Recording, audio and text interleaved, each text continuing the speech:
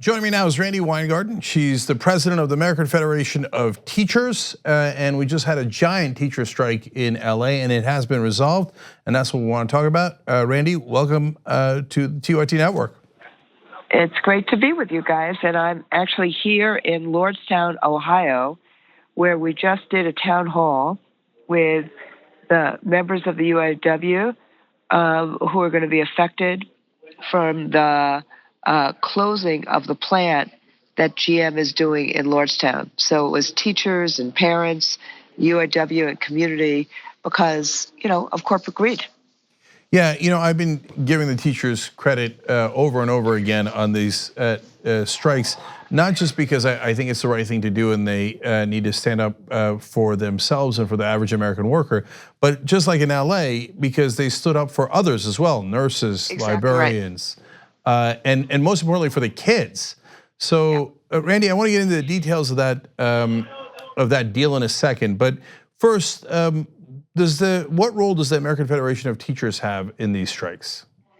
So, we're the national affiliate, just like we're the national affiliate for Lordstown local, and they want to help keep good jobs in the Mahoning Valley. And so we, as the national affiliate, are helping them hand in hand, as is the state affiliate, the Ohio Federation of Teachers. What we started doing about 8 years ago was we are all in on these local campaigns. They are absolutely essential to move an agenda. And so whether it is a strike or whether it is a ballot initiative like in New York against the constitutional amendments 2 years ago, or against the charter schools who tried to have an unlimited no cap in Massachusetts 2 years ago, or whether it is the West Virginia teacher strike or walkout, or the charter school teacher strike in Chicago in December, or the LA teacher strike, we're in with resources, with walking the lines with them, with making sure they have staff, with making sure that people have no interest loans if they need it. But we're all in, caring, fighting, showing up, because these are giant battles in the fight for a better life for working folks. And it starts with education of the kids. LA was a fight about ensuring that public schools have the priority, have primacy in LA, reordering the priorities from charters, which would get the first dollar of public funds, to public neighborhood schools that needed smaller class sizes, needed nurses, needed guidance counselors, needed community students, so that we as teachers can create a better pathway for students. So Randy, do you think that it's a concerted effort in different parts of the country to try to take money out of the public school system, to try to privatize the schools so some folks can make money off of it, or is that too conspiratorial? No, I don't. Look, I don't think it's conspiratorial, because think about who the Secretary of Education is right now. She has said that she wants to privatize the system, that she does not believe in public schools. She's said it less since she's been sworn to actually protect children, 90% of whom go to public schools. But her public record before she became Secretary of Education talked about how she wanted privatization. Now, sometimes they do it in terms of talking about choice for parents, but at the same time, they do not make the choices. They do not allow parents to have real choices in public schooling. And we've seen that with the Koch brothers, with the far right. We've seen it in with even Eli Broad, who wanted to have 50% of the schools in LA, charter schools. Look at Ron DeSantis in Florida, who's talking about vouchers and private and unregulated for-profit charters. So this has had an effect.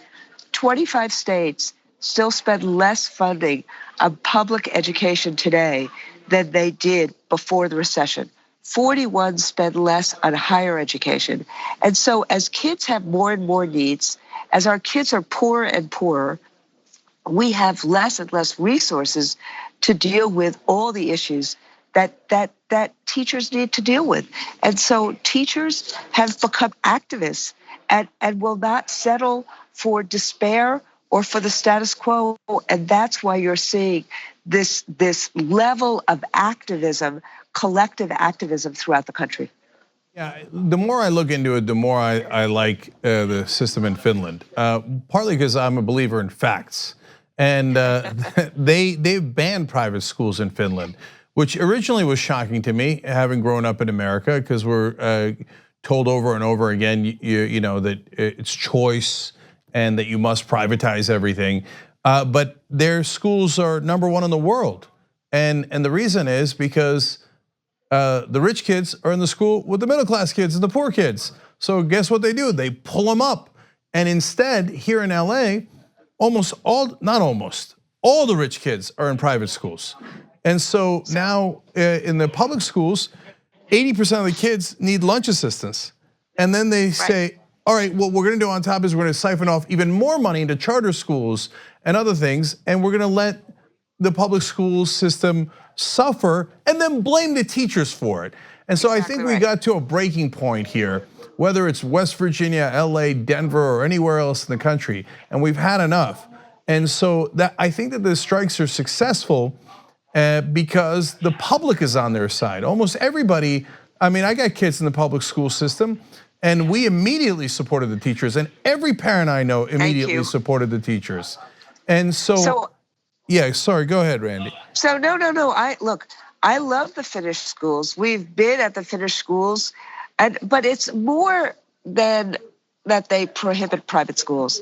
It's that the public schools have the resources they need for teachers to help kids. And teachers get to collaborate with each other, and they get to craft their lessons, and they get to meet the needs of children. So it's far less top-down, telling us what to do, far less teaching, testing, and far more teaching, and far more of the social and emotional resources that are needed, like mental health resources, like wrapping resources or wrapping mental health supports around schools. So they have a multifaceted approach in Finland. And so as a result, people want to send their kids to public schools. But you're absolutely right. When the middle class is in public schools, when rich kids are in public schools, what you have is you have everyone oaring in the same direction. What happens is that there's an opt-out. So the only kids that are left in public schools are kids that private schools will not take.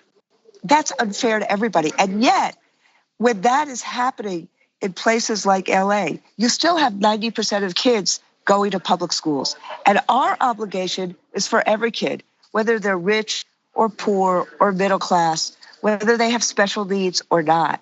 And that's what actually makes America different than almost every other place. But we gotta fund it, and we have to actually make sure that the teachers have the respect and dignity they need. That's what the LA strike was about. And you are totally right.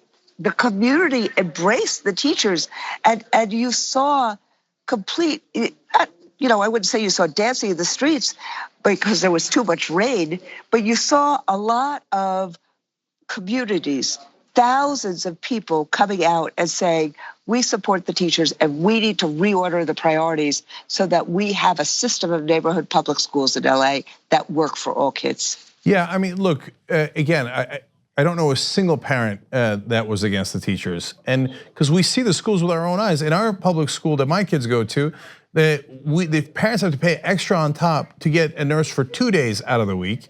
So when we saw the teachers fighting for nurses to show up 5 days a week, I had a kid who was sick in school. Thank God for the teachers that brought in the nurses and that reduced the class size. In fact, the teachers didn't even really get anything more in their salary than they were originally promised. They just delivered for everyone else. And so, and by the way, in Finland, they paid the teachers a lot more. They do. And you can't argue with facts. They're #1 in the world. They're #1.